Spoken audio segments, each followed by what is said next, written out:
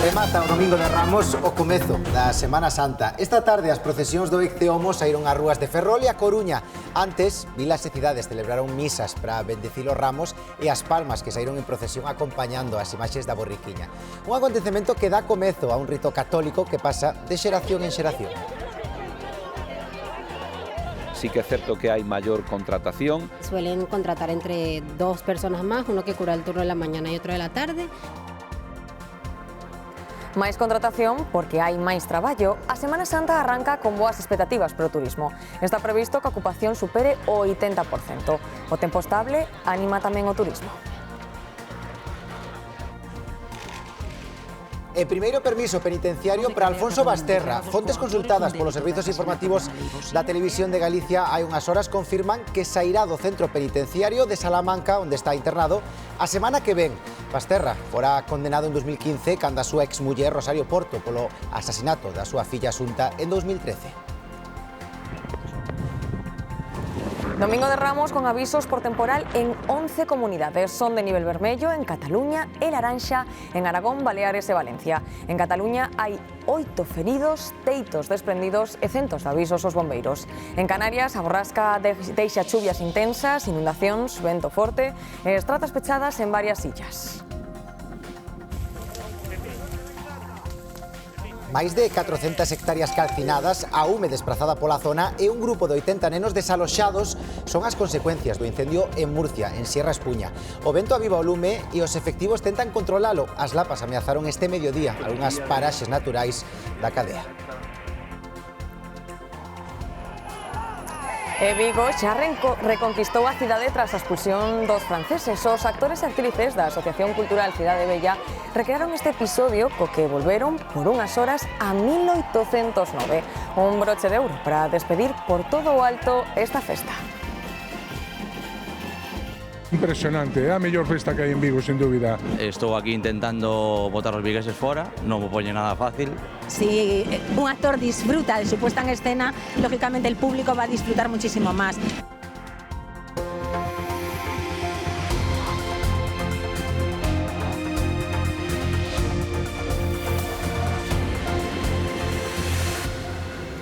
Boas noites. O bo tempo convida a moitos turistas a elixir Galicia como destino vacacional nestas datas. Destacan as zonas de costa, a Ribeira Sacra ou lugares como a Viveiro ou Ferrol, nos que a Semana Santa está declarada de interese turístico. O sector da hostalaría encara este inicio de temporada alta con moi boas sensacións. Estima que a ocupación media pode superar o 80%, pero, ollo, precisa de máis persoal. Soben o primeiro barco do día que percorre o Canón do Sil desde Santo Estevo. O bo tempo convida a contemplar a beleza da Ribeira Sacra. É un dos destinos máis demandados na Semana Santa. Estamos nunha media do barco grande 7 viaxes e o pequeno están salindo 4, con previsión de aumentar seguramente varios días os viaxes. Hemos venido a la Ribeira Sacra desde Sevilla y vamos a conocer el cañón. Pero esto parece los fiordos noruegos. Tranquilidade, paisaxe, patrimonio ou gastronomía fai que moitos aloxamentos turísticos xa non teñan prazas para estes días. De climatología non podíamos pedir mellor tempo e de ocupación tamén. A verdad que temos todo completo. Reanúdase tamén a temporada turística no Parque das Illas Atlánticas, outro dos atractivos vacacionais en Galicia. Relajarme con amigos, estamos de viaje con amigos, así que la idea es pasarla bien y disfrutar. O sector da hostalería encara este inicio de temporada alta con moi boas sensacións, tamén en Ferrol e Viveiro. Estiman que a ocupación media supere o 80% e os negocios precisan máis persoal. Sí que é certo que hai maior contratación, moitos establecementos que están abrindo esta nova tempada, pois que xa fixeron esas contratacións. Sempre sube un 1 ou 2%, sempre. Suelen contratar entre 2 personas más, uno que cura el turno de la mañana y otro de la tarde. As boas previsións meteorolóxicas poden incentivar as reservas de última hora, mellorando os datos de ocupación ata nun 15%. Este domingo de Ramos estivo marcado en boa parte de España por un temporal de vento e unha baixada das temperaturas. Nestes momentos aínda hai 6 comunidades en aviso. En Cataluña, onde se chegou a activar o nivel vermello por ventos furacanados, rexistráronse 8 feridos. En Cataluña rexistráronse este domingo refachos de vento de máis de 168 km por hora. 8 persoas, 2 delas nenos, quedaron feridas por elementos derrubados polo temporal, que tamén obrigou a cortar algunhas estradas e servizos ferroviarios. Venteou e segue venteando en moitos puntos de España, principalmente na metade leste da península e nas Baleares. Alí o vento e o mar mantiveron os portos de Menorca pechados e os traxectos marítimos entre Mallorca e Barcelona anulados. O día tamén estivo marcado polo descenso das temperaturas na maior parte do país. A Serra da Tramontana en Mallorca amenceu cuberta de neve e a nevarada máis importante que cae nesta serra en 3 anos. Para este luns prognostícase unha subida das máximas en case toda a península, pero a EMET mantén avisos polo vento ou polo mal estado do mar en 7 comunidades, entre elas as Canarias, que se van ver tamén afectadas pola calima nas illas máis orientais.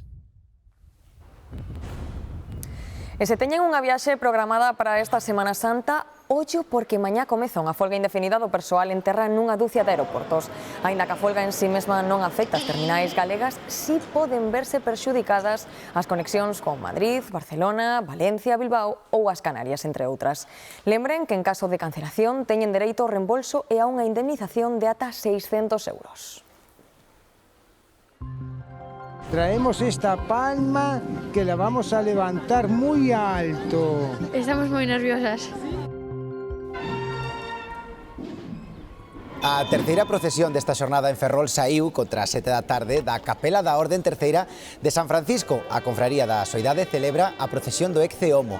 A figura principal é unha das máis antigas da cidade, realizada no século XVIII e de gran realismo. No desfile acompaña outra imaxe, unha talla de San Pedro que foi adquirida hai 5 anos.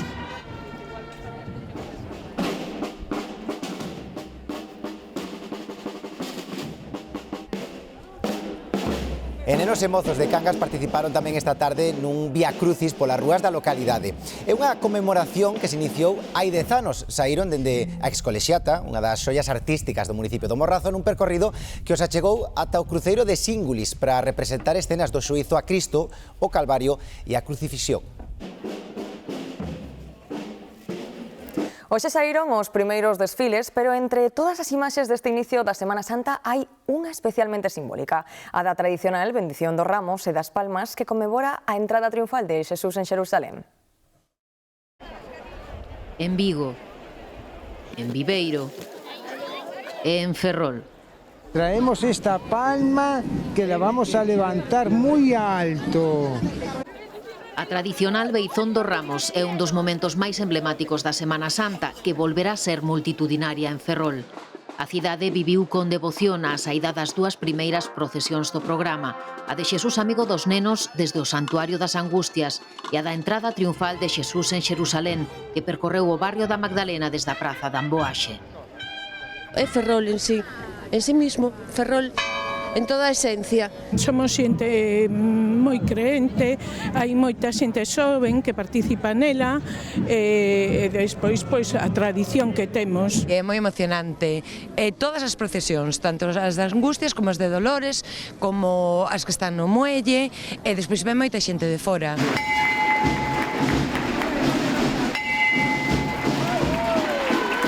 Ferrol agarda recibir máis de 300.000 visitantes durante a súa Semana Santa, declarada, como a de Viveiro, de interese turístico internacional. Na Vila Mariñá, o Domingo de Ramos deixounos esta imaxe do desfile da borriquiña polas rúas do centro histórico. En Vigo, a procesión saíu desde a Igrexa de María Auxiliadora. Es una procesión que tiene 81 años de antigüedad y ojalá sea todo como el día que está, soleado. A meteoroloxía seguirá acompañando os próximos días. E dende Roma, no seu primeiro Domingo de Ramos como pontífice, León XIV fixo un chamamento pola paz no mundo. Cun ton contundente, situou o recitamento á guerra no centro da súa mensaxe durante a homilia e advertiu que a fe non se pode empregar para xustificar a violencia. Insistiu que Deus rexeita a guerra e non atende as oracións de quenes a exercen. O pontífice chamou a apostar polo diálogo, o perdón e a reconciliación. E a Policía israelí pediu hoxe ao xefe da Igrexa Católica en Xerusalén acceder ao Santo Sepulcro para celebrar a misa do Domingo de Ramos. O goberno de Netanyahu afirma que o fixo por razóns de seguridade, pero as reaccións internacionais non se fixeron agardar. Italia convocará o seu embaixador e Francia denuncia unha violación do estatus especial dos lugares santos.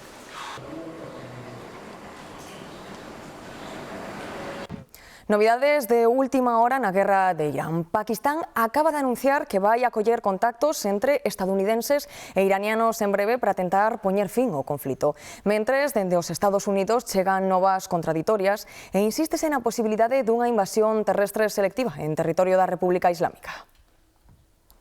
Primeiro escenario, o da paz. Pakistán amosa a predisposición a coller contactos entre os Estados Unidos e Irán nos próximos días.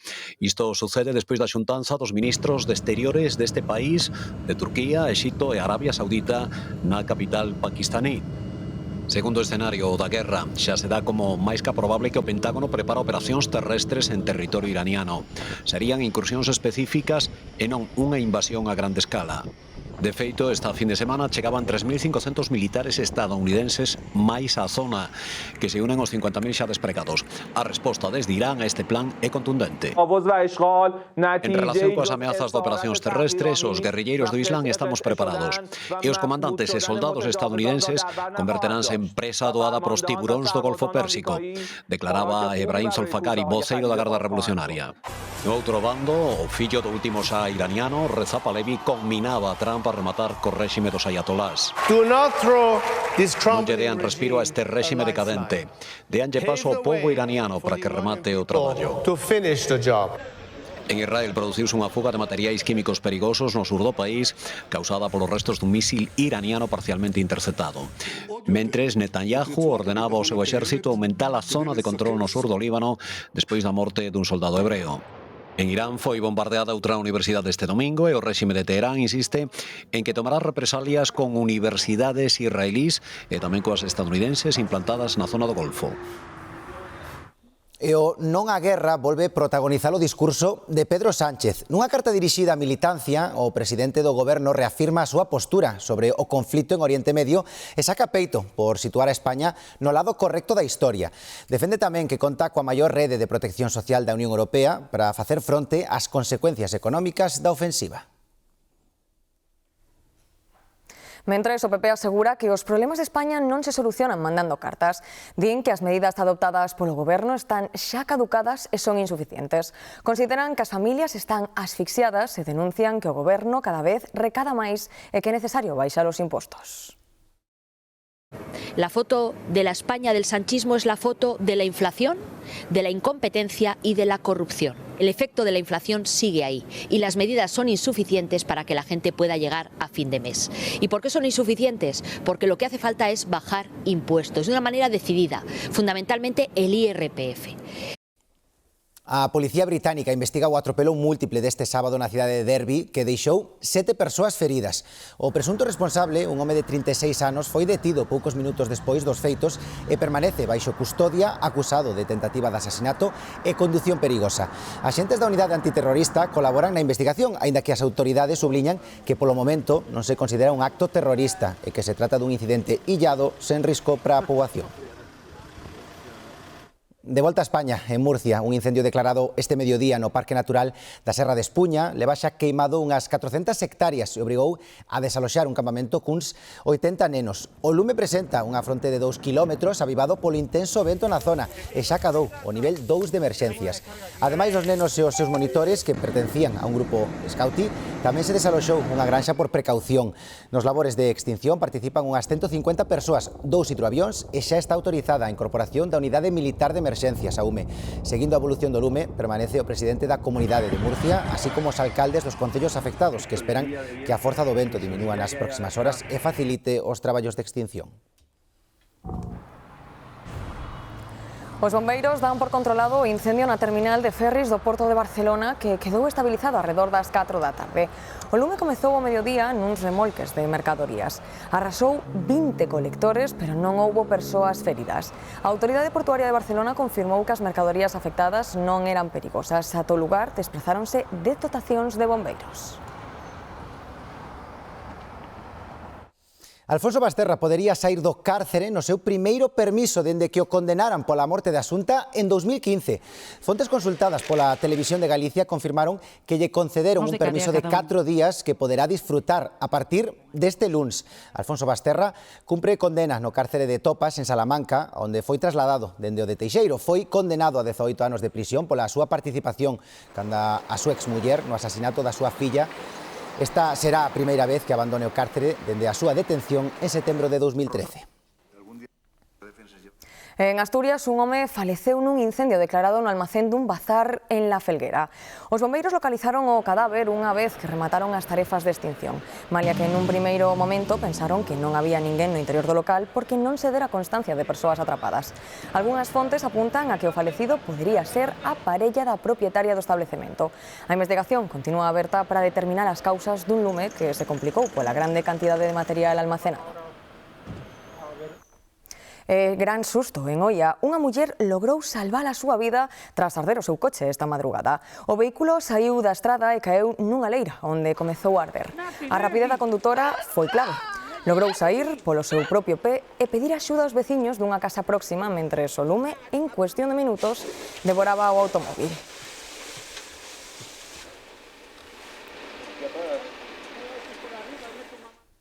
Están a ver o complexo que foi o rescate dun axente do Seprona na Pedra do Sal, en Carballo. O garda precipitouse coa súa moto por un cantil de 15 metros mentres patrullaba cun compañeiro.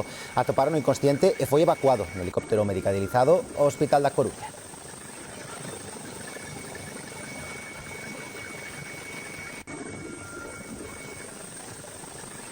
E os gandeiros galegos terán que seguir tomando medidas fronte á dermatose nodular contaxiosa. Prorróganse un mes máis e hai cambios. Sí, ademais amplíase o período de vixilancia das redes procedentes de fora da comunidade e mañá publicarase no DOGA o novo prazo. Ten máis datos Demetrio Morenza.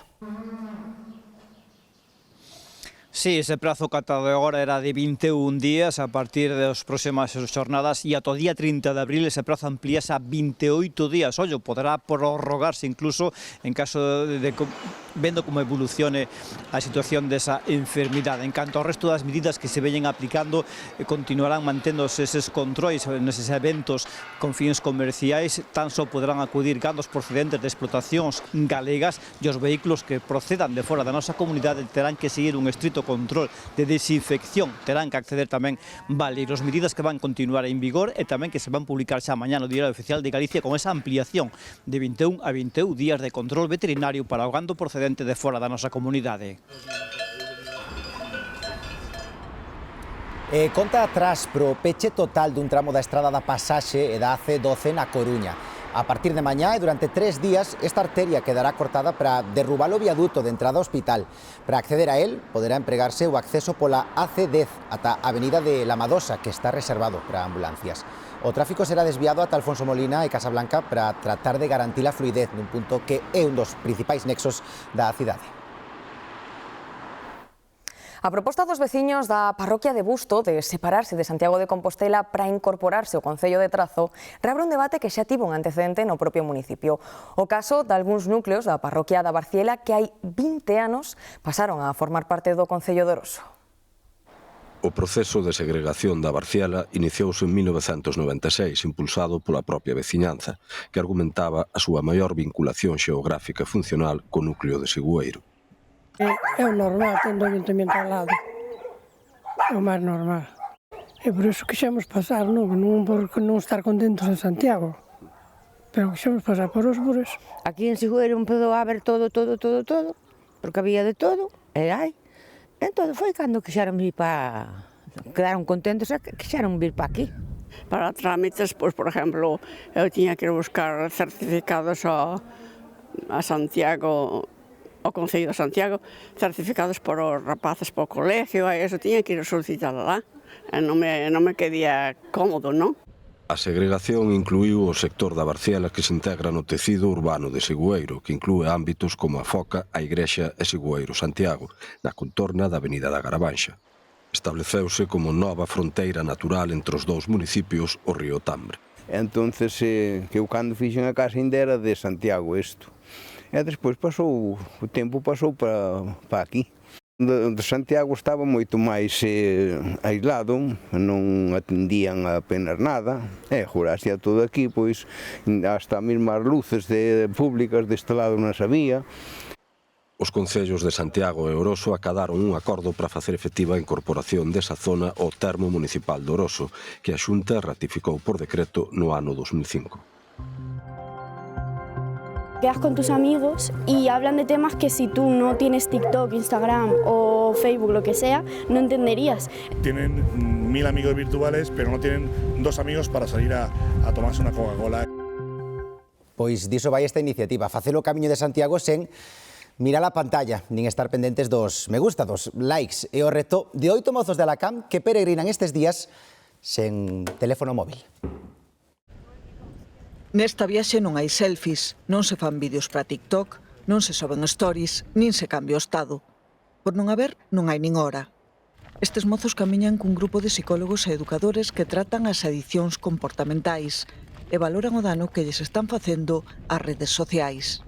Ya no es tanto el uso del móvil, que también tiene un consumo elevado de móvil, sino el hecho de que están un poco aislados socialmente, ¿no? Porque al final el móvil lo que provoca es un aislamiento social, es paradójico, pero es así. Tienen 1000 amigos virtuales, pero no tienen 2 amigos para salir a tomarse una Coca-Cola.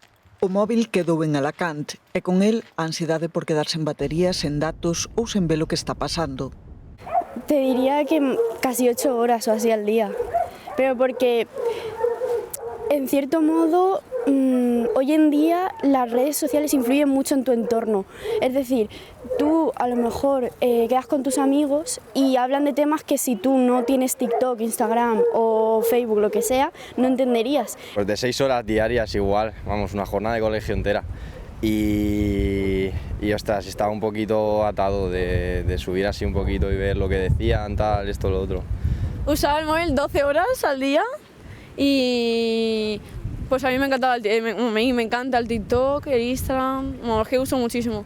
Nos hemos olvidado aburrirnos y tenemos 1000 estímulos al día, que si TikTok, Instagram. En redes sociales siempre en la estética y todo esto hay estándares que son irreales, que no existen en la vida real y pues tú te comparas y es horrible, se siente fatal porque tú dices yo sé que eso no existe, pero no puedo evitar compararme. Comezaron este sábado o camiño e xa falan mirándose aos ollos. O único reto viral é a etapa a completar cada día e reter na memoria todos eses momentos que non levarán grabados sin ningún dispositivo. Hoxe estreamos o horario de verán. Adiantamos 1 hora en todos os reloxos, pero con este cambio tamén chegan episodios de cansazo, ansiedade ou trastornos do sono. Iso sí, este ano, o coincidir coas vacacións de Semana Santa estáse levando doutro xeito. Entre o jet lag estacional e as ganas de sair hai opinións para todos os gustos. A Praza do Obradoiro acolle esta mañá os peregrinos ca letanía habitual das campás, un pouco máis prolongada desta vez pola celebración das procesións. Mas no ambiente notábase xa a chegada do horario de verán e a consabida desaparición dunha hora de sono esta madrugada pasada. Terrible, terrible. A noite ben, a mañá un mal. Non, xa como estamos os jubilados dormimos as horas que queremos, entonces non nos afecta ese cambio horario. Co cambio de horario reproduce o eterno debate entre os beneficios e os contras da aplicación do horario de verán, cunha división de opinións máis matizada desta vez ao coincidir o cambio en plena semana festiva. Venimos de turismo, pues lo hemos notado porque, claro, tenemos una visita programada, pues hemos tenido que dormir una hora menos. Son moitos os que defenden a eliminación deste cambio horario para evitar trastornos de son e cansazo. Mas entre escoller entre o horario de inverno propio da situación de Galicia e o horario de verán, tampouco hai unanimidade. Co de inverno, co anterior, co que tiñamos, non ter que pechar as persianas para deitarnos porque ainda é de día. Yo dejaría el de verano. Más horas de sol. Yo preferiría dejarlo siempre con el horario de verano, pero eso es muy complicado en algunas partes de España, por tanto, si mejor que quedarnos con el horario de invierno, seguimos cambiando el horario como está ahora. A Unión Europea sinalaba este ano como último exercicio co cambio de hora, pero a falla de consenso está deixando a cuestión para máis alá de 2030. Mentres, o único reloxo que segue funcionando é o do tempo alleo aos debates mundanos. En Lalín prepáranse para a eclipse total de sol do vindeiro 12 de agosto, un fenómeno que en Galicia non se produce dende o ano 1912.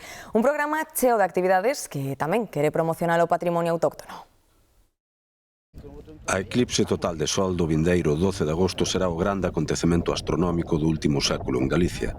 En Lalín, a fase de ocultación total terá unha duración duns 20 segundos. O Concello prepara un programa de actividades en colaboración co Observatorio Astronómico de Santiago. Haberá unha observación guiada a cargo do astrónomo José Ángel do Cobo.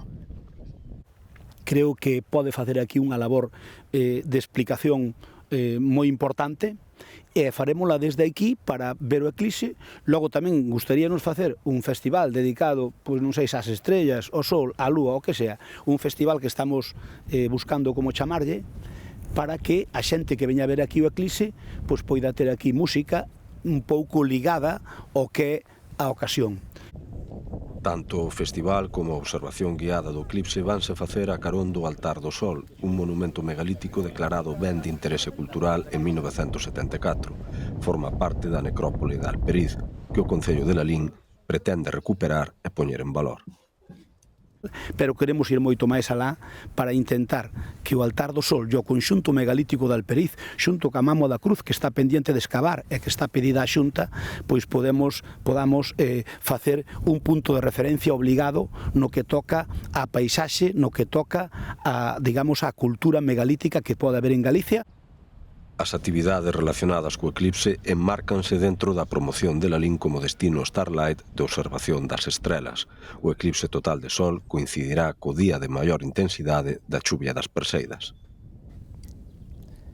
Nestes tempos, para moitos a mascota é un piar fundamental. E os datos así o reafirman, porque un de cada 3 galegos ten algunha compañía animal. Sen dúbida, o mellor amigo é o can. 735.000. Despois, os reis da casa normalmente son os gatos. Hai 72.000 nos nosos fogares. Por último, furóns, aves e outras especies tamén teñen sitio, pois, por exemplo, nos sofás da nosa casa. En total, máis de 800.000 mascotas. Se esta Semana Santa marchan de escapada, os nosos amigos terán que quedar con alguén. Por iso, varios hotéis para animais domésticos están ata os topes. Andrea Otero, tamén o que estás ti, non?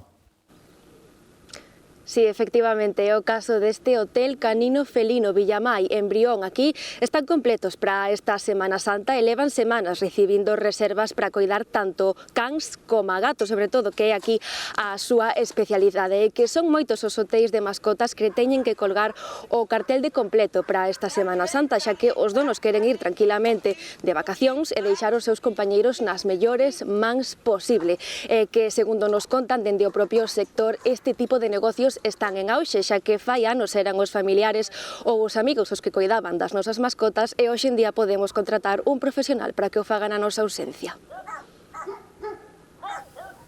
Grazas, Andrea. A faciana máis doce da Semana Santa topámola nas pastelarías. Torradas, roscas de Pascua ou ovos e figuras de chocolate son o máis demandado estes días. É un dos sabores máis típicos da Semana Santa. Compré una torrija para celebrar la Semana Santa. Buenísima. Solo le di un mordisco, pero está muy rica. A miña nai faina riquísimas. Moito azúcar, leite, están boísimas, vamos. Nesta pastelería de Ourense elabóranas con pan brioche. Durante estes días non dan feito. Claro, los días más grandes, jueves, viernes, sábado y domingo, pues se hacen muchas más. Pues a lo mejor el domingo pues se hacen 700 torrijas. Xunto a elas, as roscas de Pascua, semellantes ás de Reis, aínda que sen sorpresa. Porque era muy típico que los padrinos regalaran la rosca con el huevo cocido, un huevo. Pero claro, eso pasó, entonces esos huevos pasaron a ser de chocolate. E deixaron paso así os ovos e as monas de Pascua que ategan os escaparates das pastelerías. Conejitos de Pascua, más bien, y pollitos. Fútbol en general, eso, vamos, tiene que ser sí o sí.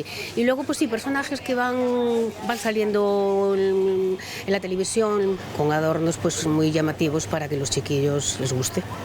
Desde luego son obras de arte. Pasamos del típico huevo que había pues hace 20, 30 años, ahora ya construcciones de chocolate que son totalmente obras arquitectónicas. Pero sí, claro, las madrinas y los padrinos, pues nos toca a los ahijados. Tradicións que poñen cor e, sobre todo, moita dozura a estes días de Semana Santa. As tropas napoleónicas acaban de ser expulsadas de Vigo e con iso remata a ocupación francesa. Estes serán os actores e actrices da Asociación Cultural Cidade Bella volveron a interpretar aquel episodio de 1809 en distintas localizacións cunha cidadanía completamente entregada. Así, coas leccións de historia que dá o teatro, remata a Festa da Reconquista. María Torres, a directora de Accións Escénicas, tranquiliza os seus actores os que dirixe dende hai 6 anos. Os vigueses que enchen a Porta do Sol están dispostos a volver ver unha historia real que xa coñecen en parte grazas ao traballo desde hai 30 anos deste Teatro da Reconquista.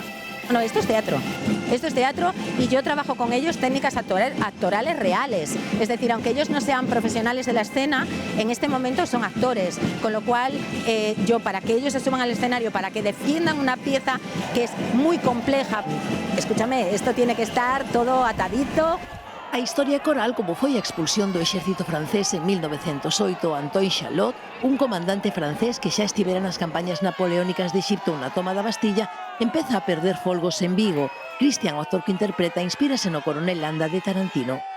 Cando xa o guión o tes interiorizado, xa forma parte de ti, empezas a meterlle un pouco de capas ao persoaxe, xa faz máis túa, interiorízala, e xa como que a xente axúdache, sale todo moito mellor. Charlot tivo enfrente a un negociador, o alcalde de Vigo, Francisco Javier Vázquez Varela, interpretado por un dos poucos profesionais no elenco da Reconquista que continuamente salta a cuarta parede, rendo os vigueses de hoxe a increpar os franceses. Hecho varias labores dentro da Reconquista, porque por un lado falaba moito con Charlot e por outro lado intentaba tirar encima o pobo contra el. Entón, non só é unha persoaxe a que teño en mente, sino teño varias. A obra continúa na Porta Gamboa, onde entran en xogo o resto das persoaxes que axudaron a botar os franceses de Vigo, o borracho Carol, o ourensán Cachamuiña e as mulleres que cos seus maridos loitando en Castela tiveron que pelexar.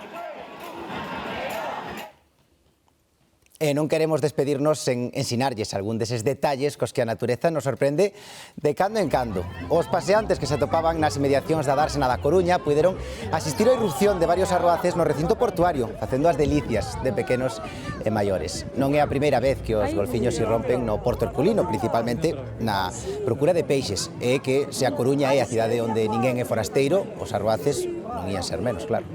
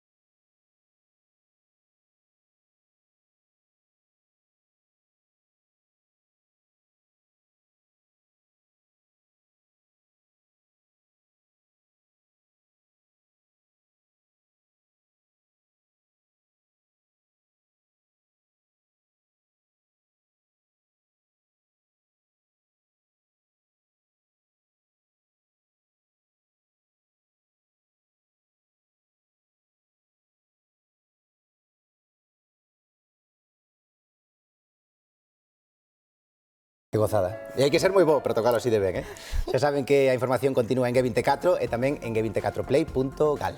En os deportes, o Deportivo sumou un punto no Molinón, Irene. Sí, e xa pensa nos próximos 3 puntos en xogo, porque sen tempo de descanso o equipo coruñés recibe o martes o Córdoba en Riazor. Vemos agora o que lle agarda o Deportivo e o que fixo esta xornada.